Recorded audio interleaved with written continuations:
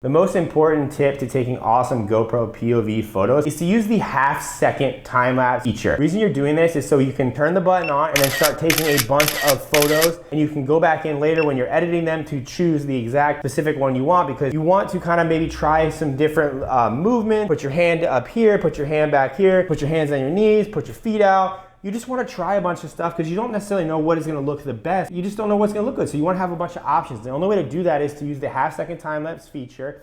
And I would say 2.7K linear mode or wide mode. Or wide. Linear's non-fisheye, wide has the big fisheye. If you're in a place where there's tons of spectacular views, go wide mode. But if you're in a place where it's just more normal, like a street setting, I would probably pop it into linear so it feels more real. Totally up to you which setting you use. Point being, use half-second time-lapse feature so you can get a bunch of different options to post on your Instagram, or you can do one of those awesome sliders. Create more engagement on your Instagram, which in the end is gonna make you grow faster. What's up guys, Ryan again here. Today I'm gonna show you guys 5 tips to take your GoPro POV photography to the next level.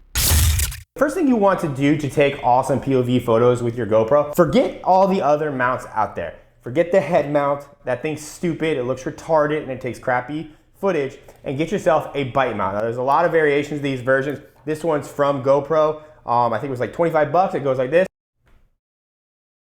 The camera goes right here and it takes good shots. The reason why is I was watching a documentary about Hardcore Henry. If you haven't heard of that movie, I urge you to check it out. It was filmed entirely on GoPros and in POV. It's like living video game, really awesome. It was kind of groundbreaking for POV. Point being is they said that they were kind of trying to tread new ground, and they tried all the different mounts, the chest mount, the head mount, but the one mount that did the best for really making you feel like you're immersed in all the action was a bite mount. You wanted the mounts over your mouth.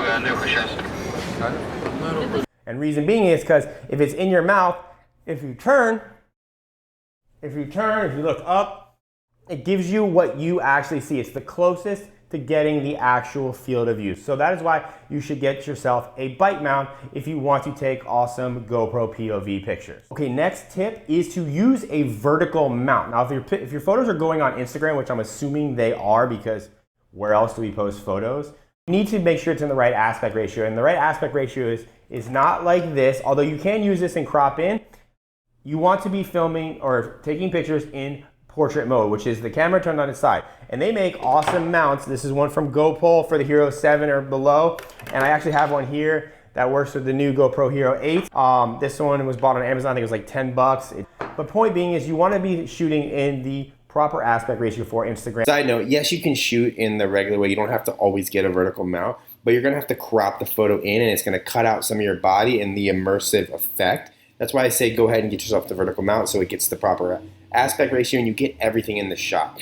And for 20 bucks or 30 bucks, it's totally worth it. Now the next tip is to put a human element into the GoPro POV photo. A lot of people, I see them on Instagram all the time, take photos and they're just looking at what they're looking at. In most cases, it's a really good picture. If it's going on your Instagram account, I like to incorporate a little bit of you into the photo so it feels a little more immersive, so you can let your audience kind of really feel where you are and what you're experiencing. And that is the point of POV footage, because it really brings your audience in, shows them kind of where you are. So it builds a lot of trust and influence. When you add a human element, whether it be your legs, your feet, whether it be your hand or both hands, or you hold a prop, it doesn't matter, but put something in there that kind of breaks up the view of everything you're doing, but it's a little bit of yourself, because it is going on your Instagram, and why not be in your own photo? Hey, if you haven't subscribed yet, I crank out videos every week showing you guys how to quickly and easily use GoPros to grow your Instagram, to grow your social medias, and to generally just take really good photos. So if that's stuff you're into, go ahead and click that subscribe button.